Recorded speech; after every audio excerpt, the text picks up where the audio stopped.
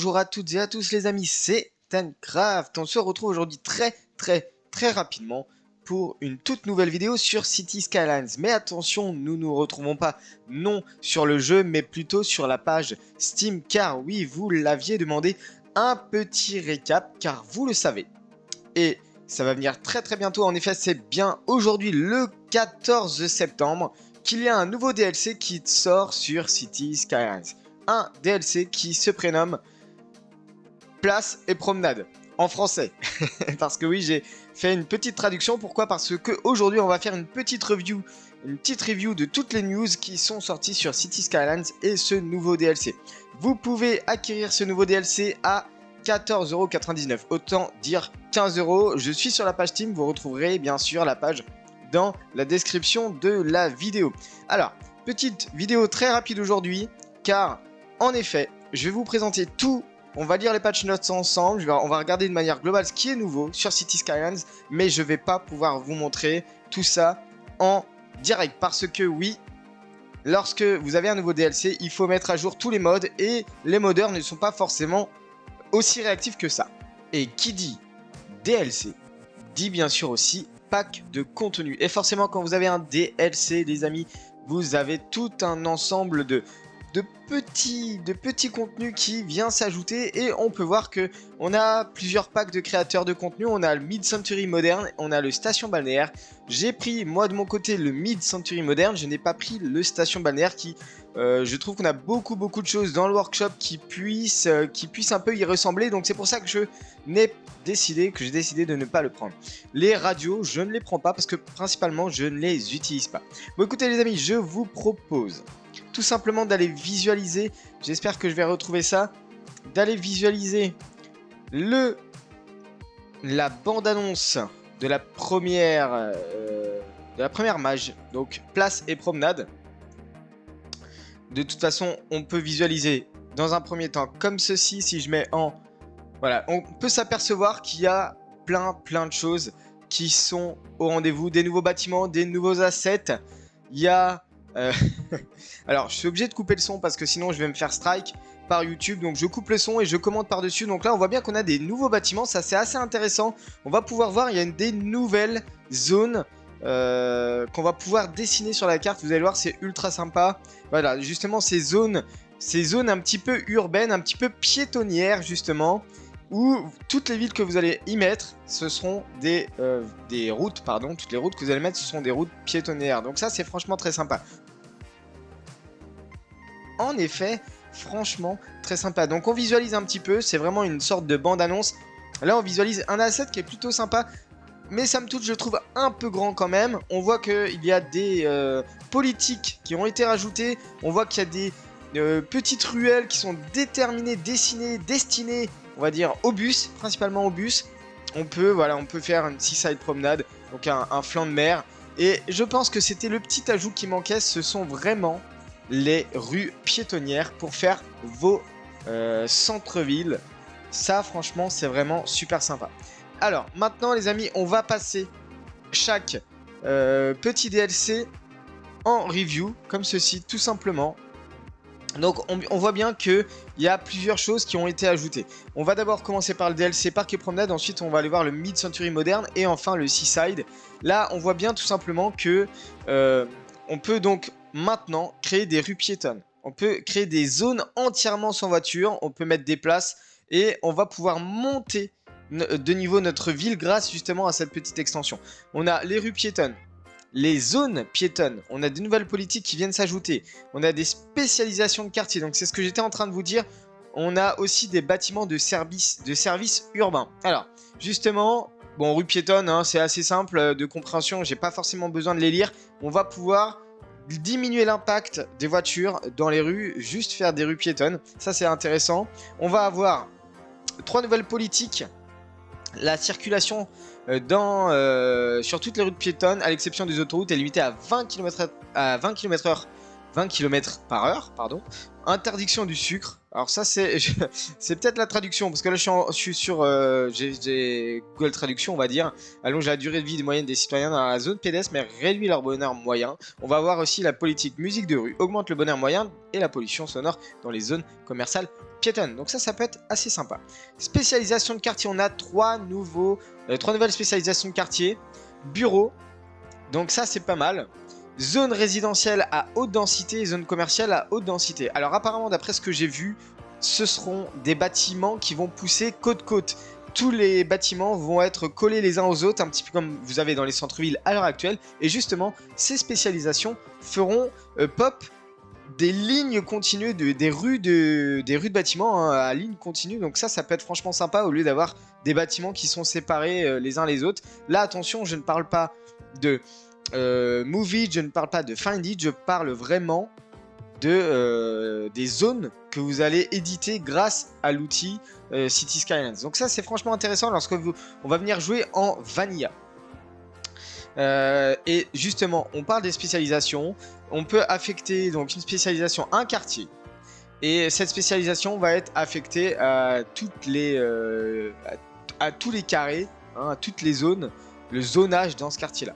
Les bâtiments qui seront érigés auront une apparence différente et un effet en jeu. Chaque spécialisation comprend 24 nouveaux bâtiments mitoyens modernes. Voilà, le mot mitoyen. Tous les bâtiments seront mitoyens, donc ça, c'est assez sympa. On va avoir des nouveaux bâtiments de service. Qu'on va venir connecter aux zones piétonnes. Donc ça, franchement, ça va être sympa. Je pense qu'on a quelques photos ici même de bâtiments de service, entre autres celui-ci. Vous allez voir que c'est assez sympa. Donc voici par exemple les bâtiments mitoyens. Donc là, c'est plutôt moderne quand même. Centre-ville moderne. Là, on voit bien qu'on est sur de la zone piétonne avec les bollards qui viennent casser un peu, interdire les voitures de rentrer hein, sur ce genre de zone. Voilà, on a pas mal de choses et franchement, c'est assez sympa. On va basculer, les amis, sur le deuxième, le Mid-Century moderne. Et franchement, c'est assez sympa. On va avoir des monuments modernes, on va avoir des nouveaux styles de quartier, des nouveaux styles, des nouveaux zonages spécialisés. Et vous voyez ces maisons ?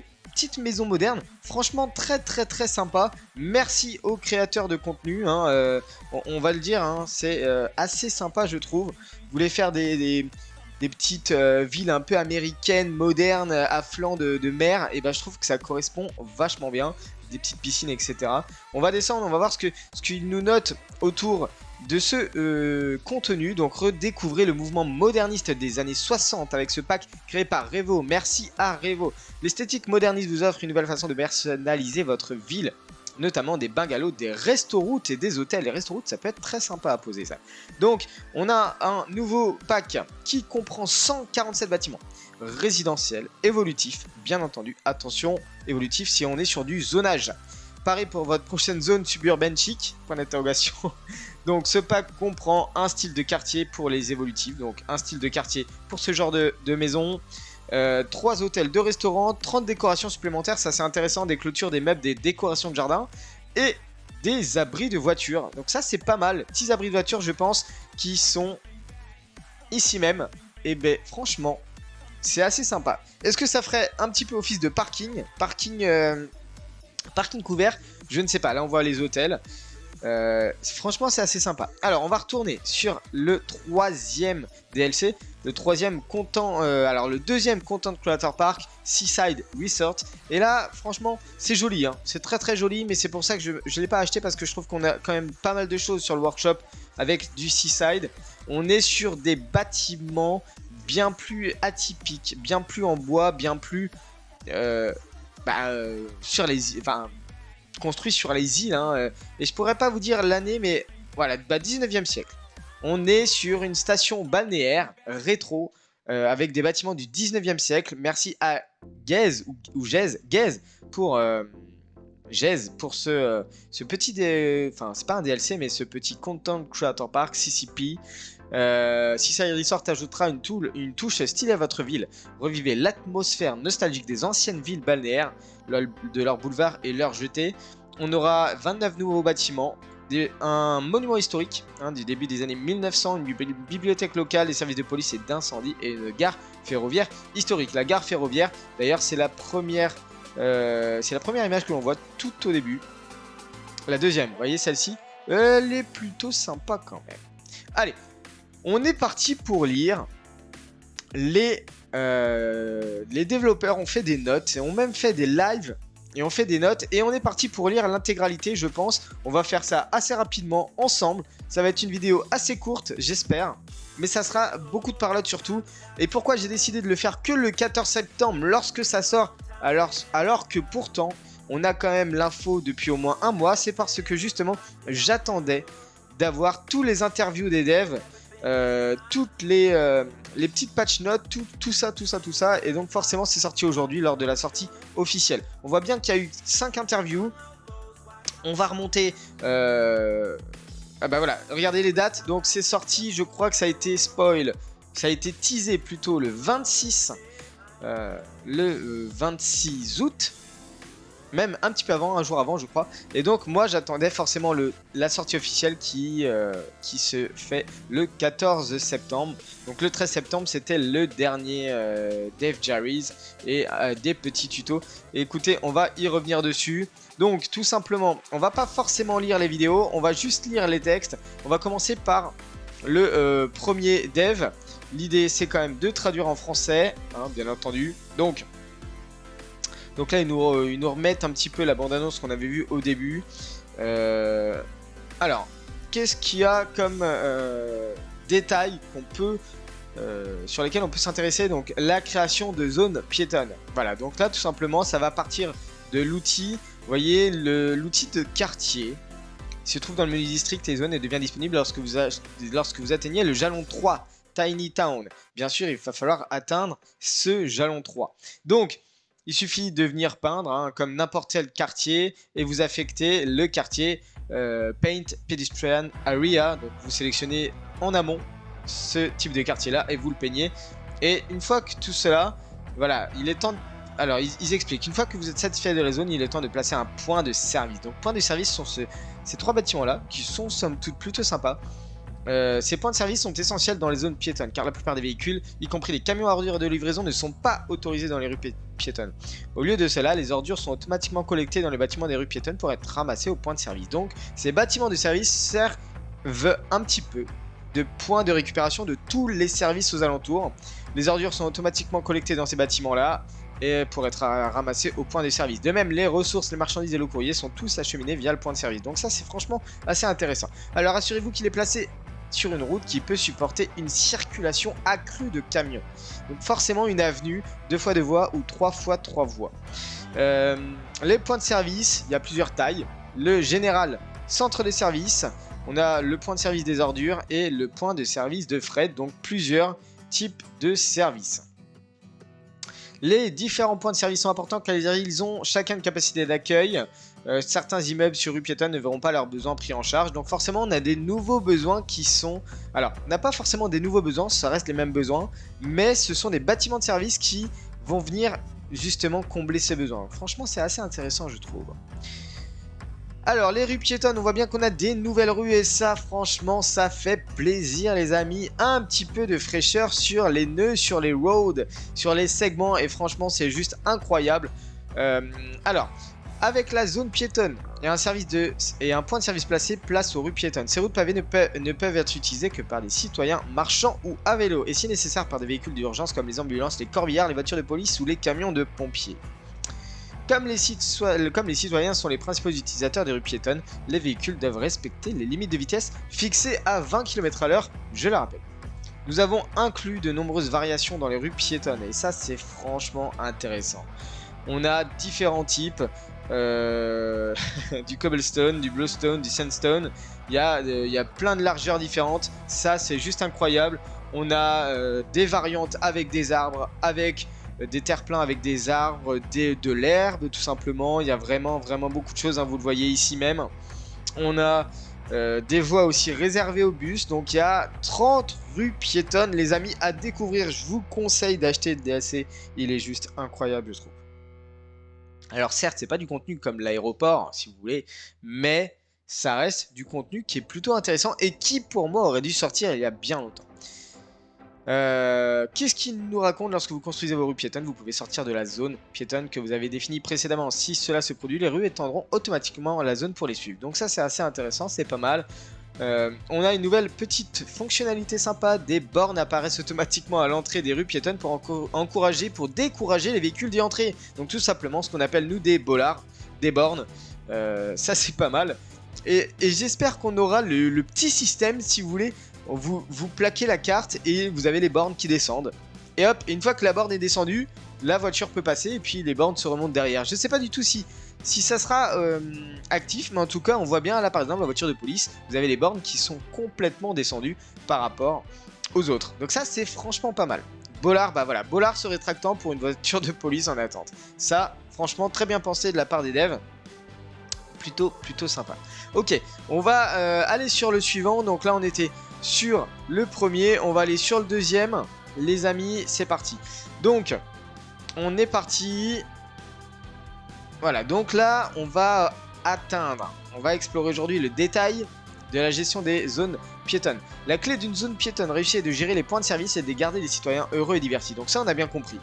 Comme mentionné dans le précédent Dev Diaries, les points de service ont une capacité maximale. C'est le nombre de camions qu'ils peuvent visiter par semaine. Il peut être vu à la fois sur l'infobulle de chaque bâtiment. Donc là, on voit bien que c'est assez explicite.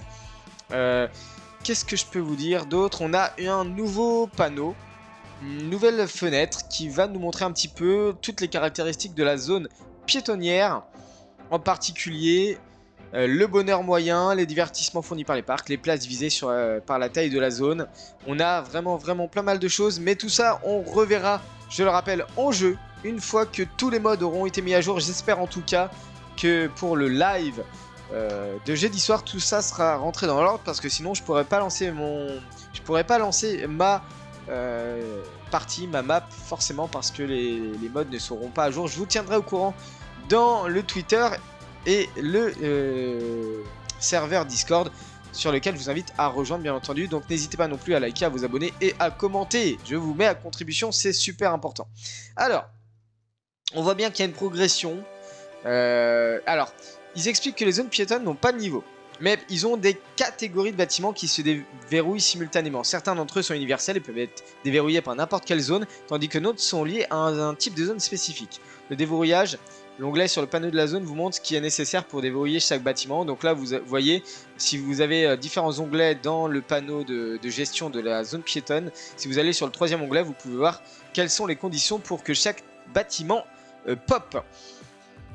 Déverrouiller plus de points de service, de place et de bâtiments. Donc on peut déverrouiller vraiment de plus en plus de bâtiments plus on atteint un certain niveau de bonheur, je pense. Nous avons les 6 nouveaux bâtiments uniques qui se répartissent en 2 catégories. Ok, pendant ce temps les bâtiments touristiques sont débloqués en atteignant certains niveaux de touristique. Ah, de touristes hebdomadaires. Donc faut aussi avoir suffisamment de touristes pour débloquer des bâtiments uniques. Je vois cette place est vraiment très sympa. Elle est vraiment très sympa. Les bâtiments sont plutôt assez sympas, sont modernes. Il va falloir qu'on voit un petit peu ce que ça donne in-game. Mais pour l'instant, on n'y est pas. Alors, des politiques. Comme on a dit, il y a 3 nouvelles politiques. Conduite lente, qui oblige à limiter la vitesse à 20. Du coup, à réduire les nuisances sonores. Interdiction du sucre, s'occupe de la santé. Donc ça, on les a déjà dit. On a la musique de rue qui booste le bonheur, mais qui augmente légèrement la pollution sonore. Bon, très bien. Tout ça, je crois qu'il n'y avait pas forcément grand chose. Je vous laisserai relire éventuellement sur Steam. Mais c'est pas mal quand même de faire un point là-dessus. Alors, on est parti pour l'interview numéro 3. Et là, on voit qu'il y a un énorme bâtiment. Un énorme bâtiment. Mais alors, vous trouvez pas que c'est un peu exagéré en hauteur? On dirait une sorte de hangar sur pilotis avec un toit vitré. Mais alors pourquoi faire autant de hauteur? C'est aussi haut qu'un immeuble de 7-8 étages. Je vois pas. Non mais franchement, c'est assez joli, mais bon, ce monument, je pense que c'est un monument un peu délirant, je trouve. Enfin bon, chacun, c'est les goûts et les couleurs de chacun. Voilà, 10 nouvelles places. Donc en particulier, celle-ci qui est sympa aussi. Hein. Il y a 23 nouveaux accessoires, je précise. Des petits accessoires certainement comme ça. 20 nouveaux decals. Donc ça, c'est intéressant. Les decals, c'est vachement intéressant. Vous les trouverez dans l'onglet place de la zone piétonne. Ça, c'est pas mal du tout.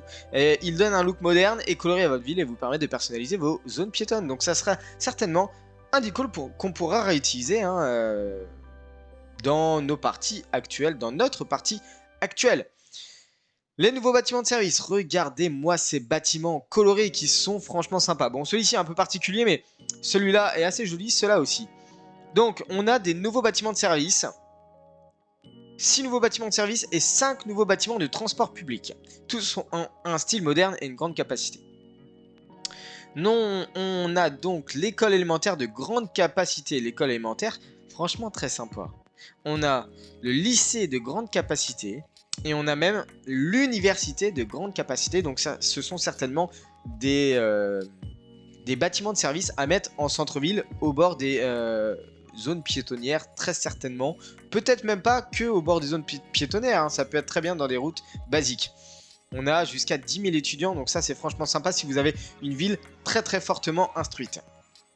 On a aussi des nouveaux bâtiments concernant la santé. On a un hôpital de grande capacité, très très bien. On a un quartier général de police et un quartier général de pompiers de grande capacité aussi. Donc ça forcément, c'est assez sympa parce qu'on diversifie un petit peu ce genre de bâtiments. Souvent on a tout le temps les mêmes, mais là du coup c'est très bien. On a des nouveaux bâtiments. Qu'est-ce qu'on a d'autre? Une nouvelle gare routière compacte, assez sympa. Je trouve que l'autre était assez grande et pas super belle. Là c'est plutôt pas mal, je trouve. On a 4 arrêts de bus, ok. On a une nouvelle gare surélevée qui déplace les voies hors du sol pour permettre le zonage entre le bâtiment et la rue. Ah, ça c'est pas mal. On pourra éventuellement mettre des bâtiments ici par exemple. Bon là ils ont décidé de mettre un petit peu de végétation, mais on pourrait très bien mettre des bâtiments. On a des nouvelles options concernant le métro. Pour le système de métro aérien, il y a le nouveau... Ah, vous avez des stations de métro surélevées avec des boutiques au rez-de-chaussée. Ah, c'est pas mal du tout. Vous avez un métro souterrain, mais une nouvelle bouche de métro souterrain. Ça, c'est pas mal. On a aussi la station de métro souterrain parallèle, qui a 4 pistes parallèles pour les zones où une ligne ne suffit pas. Très très bien. On a la grande station de métro souterraine qui comporte 2 ensembles de voies se croisant à des hauteurs différentes. Ça c'est assez pas mal aussi. On doit avoir un système, je pense, de quadrillage. 2 voies et 2 voies qui se croisent perpendiculairement avec différentes hauteurs. Donc ça c'est pas mal du tout. Écoutez, on va basculer sur le 4e sans plus attendre. C'est dédié donc aux places et aux promenades. Tout d'abord, on va évoquer les 3 nouveaux donc mitoyens, les spécialisations mitoyennes qui peuvent être utilisées sur les zones résidentielles, commerciales et bureaux. Donc on peut voir que chaque zone résidentielle, commerciale, bureau va avoir des spécialisations mitoyennes. Il se débloque à Milestone 6, Big Town, donc le niveau 6. Il faut un zonage de haute densité. Chaque spécialisation comprend 48 nouveaux bâtiments modernes de faible hauteur pour créer un quartier unique. Franchement, ça me manquait énormément. J'espère qu'on pourra retrouver les bâtiments dans Find It et qu'on pourra venir les poser nous-mêmes. Ces bâtiments ont des peintures murales qui sont sélectionnées au hasard à chaque fois qu'un bâtiment apparaît pour créer des variations et des couleurs supplémentaires dans les quartiers. On pourra très bien, avec certains modes, venir remodifier ces couleurs-là, il n'y a pas de souci. Un quartier tentaculaire, mur à mur, c'est-à-dire mitoyen. Franchement, c'est assez sympa, je trouve.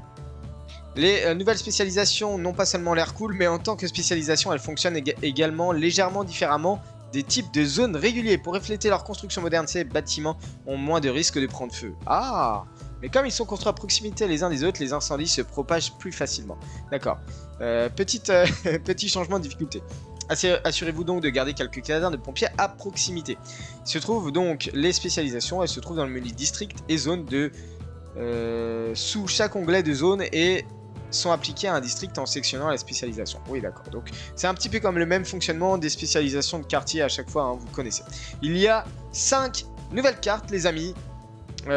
Plutôt pour chaque thème. Donc, on doit avoir un thème tempéré, boréal, tropical et montagneux. Et... en fait, on en a 5. C'est plutôt sympa.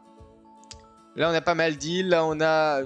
Oh, une belle montagne. J'aime beaucoup ce Rock Lake. Il a l'air sympa. On verra un petit peu si on peut essayer de voir toutes les maps. Je suis pas forcément si sûr que ça. Mais en tout cas, si vous souhaitez essayer de tester des nouvelles maps, n'hésitez pas. Il y a 5 maps supplémentaires. Et elles sont franchement sympas. Allez, on va terminer par le patch note officiel. Le dernier interview, le 5e.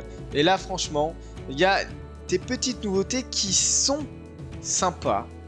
C'est pas forcément des nouveautés de gameplay, mais c'est des nouveautés pour améliorer le gameplay, améliorer le jeu en lui-même.